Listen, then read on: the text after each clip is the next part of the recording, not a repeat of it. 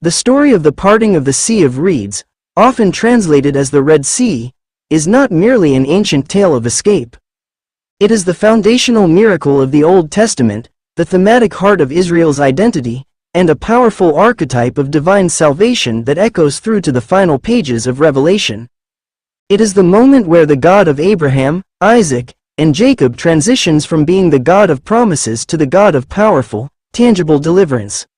To experience the miracle is to understand it not as a one-time historical event, but as a perpetual reality of God's character and a paradigm for our own journeys from bondage to freedom. This work will guide you through this experience by examining 1. The prelude to the miracle, the context of oppression and the promise of liberation. 2. The event itself, a detailed, verse-by-verse exposition of Exodus chapter 14. 3. The Song of the Sea, the first worship response in the Bible, found in Exodus chapter 15. 4. Echoes in the prophets, how the miracle was remembered, reinterpreted, and promised again. 5. Fulfillment in the New Testament, how Jesus and the apostles saw the sea crossing as a pattern for baptism, salvation, and final victory. 6. The miracle in our lives, a practical theology of how we can cross our own seas today. Exodus chapters 1 to 13. The miracle at the sea cannot be understood apart from the 400 years of context that preceded it. The book of Genesis ends with the family of Jacob, Israel, comfortably settled in Goshen, Egypt, under the protection of Joseph, the vizier.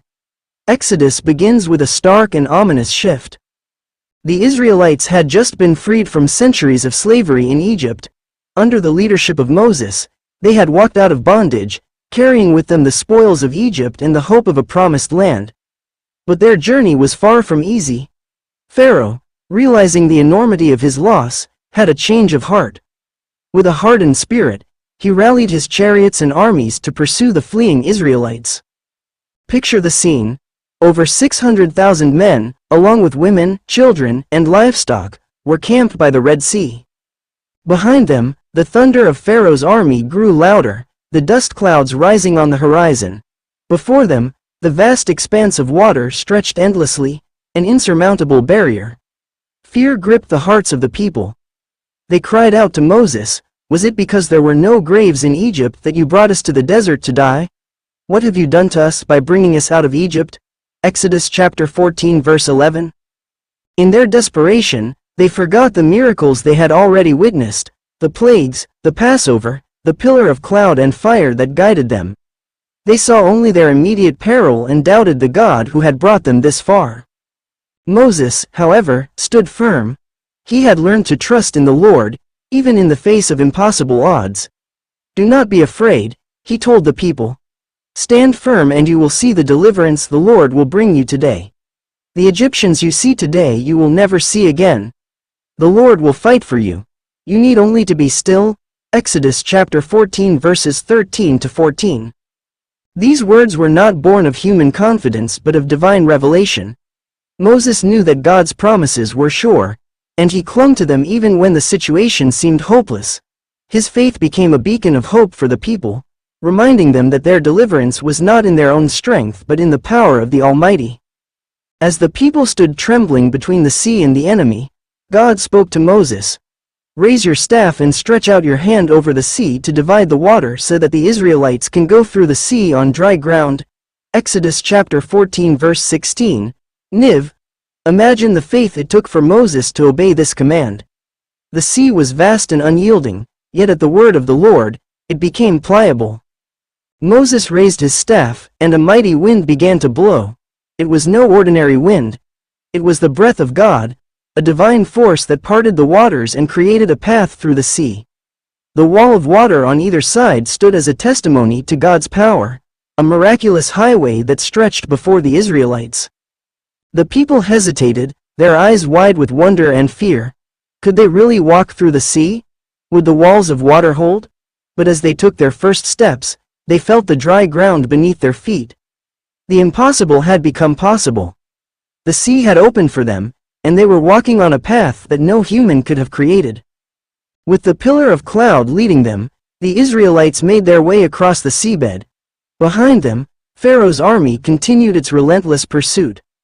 When the last Israelite had crossed safely, God gave Moses another command. Stretch out your hand over the sea so that the waters may flow back over the Egyptians and their chariots and horsemen. Exodus chapter 14 verse 26. Moses obeyed, and the walls of water came crashing down. The might of Egypt, their chariots, and their armies, were swallowed by the sea. Not a single Israelite was lost, but every Egyptian who had pursued them perished in the waters.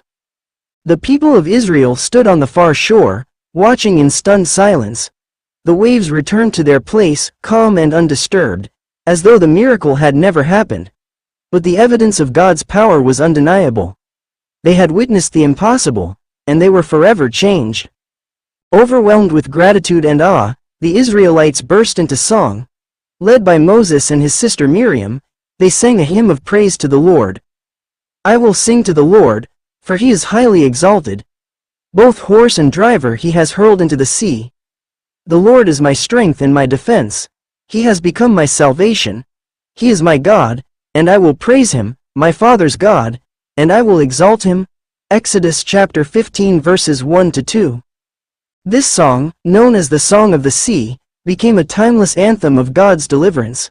It reminded the Israelites, and us today, that the Lord is a mighty warrior, a protector of his people, and the one who makes a way where there seems to be no way. The parting of the Red Sea is more than just a historical event. It is a profound spiritual lesson. It teaches us about the power of faith, the importance of obedience, and the unfailing nature of God's promises.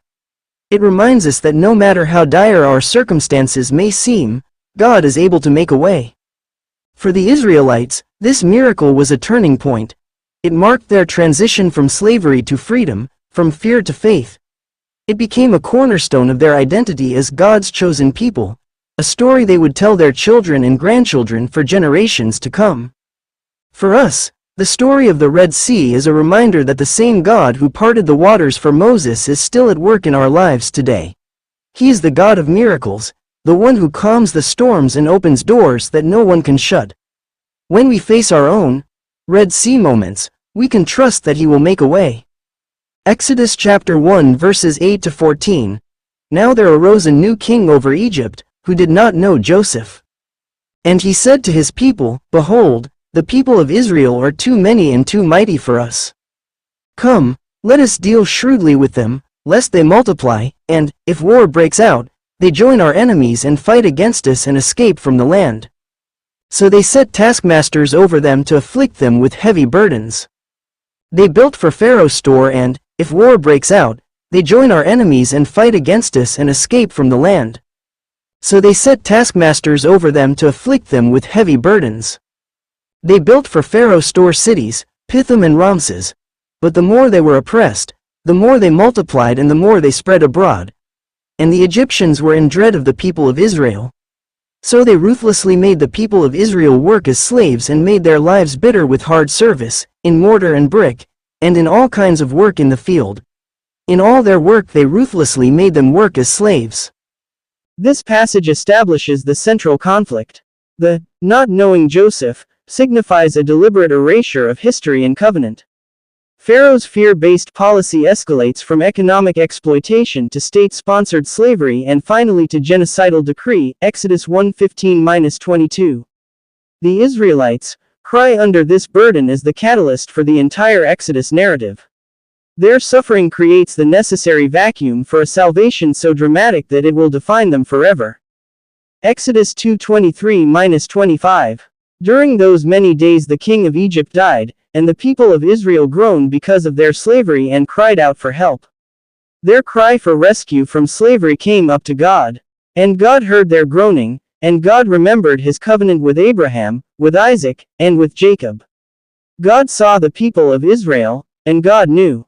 This is the silent, unseen prelude to every miracle. God is not passive. He hears, remembers, sees, and knows. The verb, knew, yada, implies intimate, covenantal knowledge and a commitment to act. The stage is set not just for a political revolution, but for a divine intervention rooted in ancient promises. Exodus 3-12. The call of Moses at the burning bush, Exodus 3, reveals God's purpose.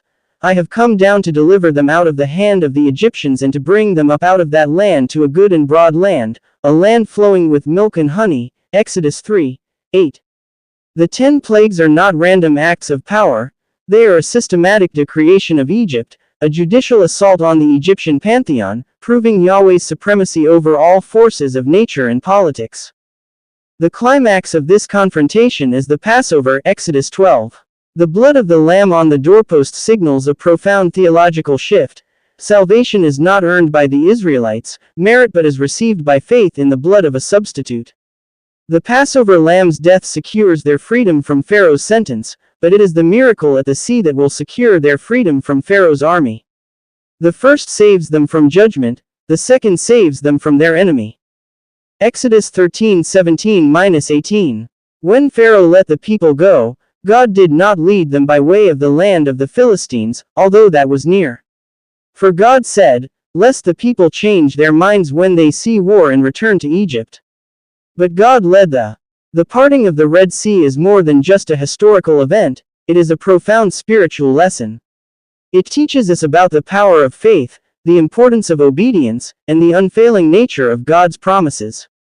It reminds us that no matter how dire our circumstances may seem, God is able to make a way. For the Israelites, this miracle was a turning point. It marked their transition from slavery to freedom, from fear to faith. It became a cornerstone of their identity as God's chosen people, a story they would tell their children and grandchildren for generations to come. For us, the story of the Red Sea is a reminder that the same God who parted the waters for Moses is still at work in our lives today. He is the God of miracles, the one who calms the storms and opens doors that no one can shut. When we face our own Red Sea moments, we can trust that He will make a way. The parting of the Red Sea is a miracle that continues to inspire and awe. It is a testament to God's power, His faithfulness, and His love for His people. As we reflect on this incredible event, let us remember that the same God who parted the sea for Israel is with us today. He is our deliverer, our guide, and our Savior. Let us trust in Him, even when the path seems impossible, and experience the miracle of His presence in our lives.